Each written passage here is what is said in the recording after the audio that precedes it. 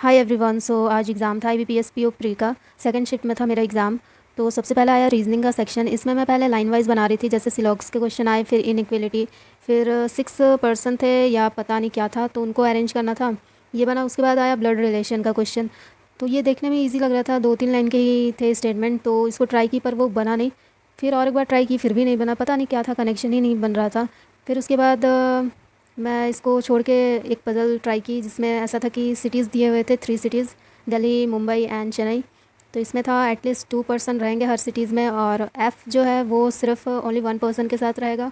और जी जिस सिटी में रहता है उसमें टोटल पर्सन 1 मोर देन है डी जिस सिटी में रहता है। ठीक है, थोड़ा सा कंफ्यूजिंग था। मैं ट्राई की पर ये बना नहीं। फिर मैं सोची कि बाद में बनाती हूँ, क्योंकि अभी तक अटैम्प्ट्स बहुत कम हैं, तो कुछ इजी वाला पहले बना लेती हूँ। तो उसके बाद फिर से 8 लोग थे, उनको अरेंज करना था, और साथ में कलर भी दिया हुआ था, तो इसको मैं बनाई। उसके बाद एक स्क्वायर बेस्ड अरेंजमेंट था, उसको मैं बनाई। उसमें ऐसा था कि 4 पर्सन हैं जो कि कॉर्नर में है, वो इनसाइड फेस कर रहे हैं, और 4 पर्सन जो मिडिल में बैठे हैं वो आउटसाइड फेस कर रहे हैं। ये बनाई। उसके बाद मिसलेनियस क्वेश्चन बनाई। एक था कि डिप्लोमेट वर्ड दिया हुआ था और नंबर ऑफ़ पेयर्स पूछा गया था, तो इसमें 2 पेयर्स आया। फिर एक क्वेश्चन था, कुछ वर्ड दिया था, वो याद तो नहीं है अभी, पर उसमें 4 लेटर सेलेक्ट करना था और बताना था कि कितने मीनिंगफुल वर्ड बनेंगे। तो मेरे 2 मीनिंगफुल वर्ड बने थे, वॉर्ड और ड्रॉ। तो इसमें मोर देन वन आंसर की हूँ, तो जेड आंसर था। उसके बाद और एक मिसलेनियस क्वेश्चन बनाई, जिसमें 2 वर्ड्स के कोड दिए हुए थे। फिर उसी के तरह एक तीसरा वर्ड दिया था हमें, उसका कोड बताना था।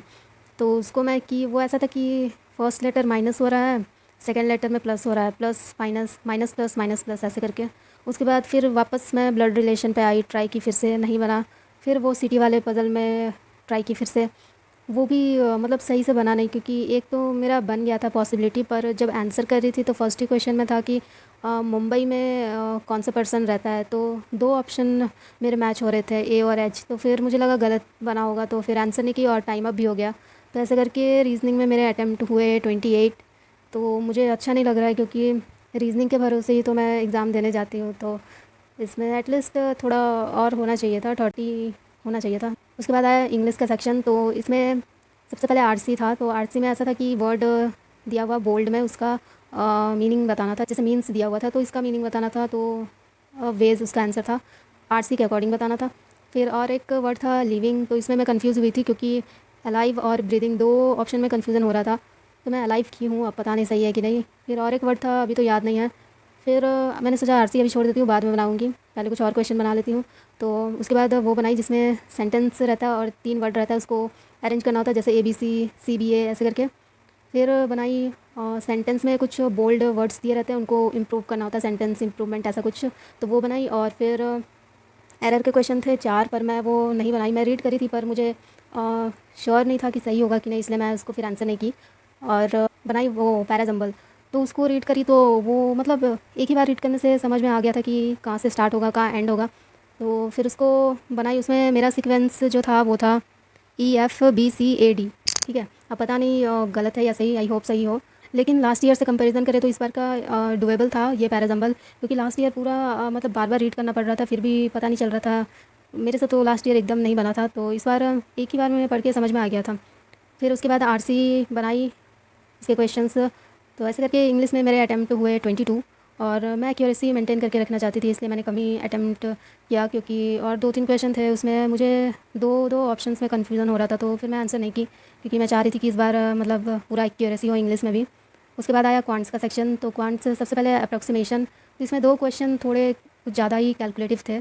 फिर नंबर सीरीज़ ईजी था। एक क्वेश्चन शायद मैं स्किप की हूँ, उस टाइम मैं सोची थी बाद में बनाऊंगी, पर फिर बाद में टाइम कहाँ मिलता है। तो ये हो गया। फिर क्वाड्रेटिक इक्वेशन बनाई, और 2 DI थे। एक DI लाइन ग्राफ था, उसमें प्राइवेट और पब्लिक स्कूल था शायद, तो ये इजी था। उसके बाद दूसरा DI जो था उसमें 3 सब्जेक्ट थे। एक तो सोशियोलॉजी था, और 2 और सब्जेक्ट थे, तो ये थोड़ा कैलकुलेटिव था। और इसके भी मैंने 2 क्वेश्चन छोड़े, मैं सोची थी लास्ट में बनाऊंगी, फिर टाइम नहीं मिला लास्ट में। और मैं बनाई थी अरिथमेटिक के कुछ क्वेश्चंस। एक तो याद है पार्टनरशिप बनाई थी, और कुछ और याद नहीं आ रहा। उसके बाद क्वांटिटी 1 क्वांटिटी 2 वाले क्वेश्चंस बनाई थी। उसमें एक क्वाड्रेटिक इक्वेशन वाला था, तो उसमें मेरा आया था क्वांटिटी 1 ग्रेटर देन क्वांटिटी 2। और एक ट्रेन वाला बनाई थी, तो उसमें भी यही सेम आया था, क्वांटिटी 1 ग्रेटर देन क्वांटिटी 2। तो और तो याद नहीं आ रहा है। ऐसे करके क्वांट्स में मेरे अटैम्प्ट हुए 22। और लास्ट ईयर से कंपेयर करें तो क्वांट्स इस बार डुएबल था। लास्ट ईयर तो बहुत टफ था प्री के हिसाब से अगर देखें तो, इस बार डुएबल था। तो ओवरऑल अटैम्प्ट मेरे हैं 72। तो देखते होता है कि नहीं प्री क्लियर। और कट ऑफ भी पता नहीं, इस बार शायद इंक्रीज़ भी हो सकता है। आप लोग भी बताना आप लोग का कैसा गया एग्ज़ाम और कितने अटैम्प्ट हुए, और ब्लड रिलेशन अगर बना होगा तो प्लीज़ कमेंट करना।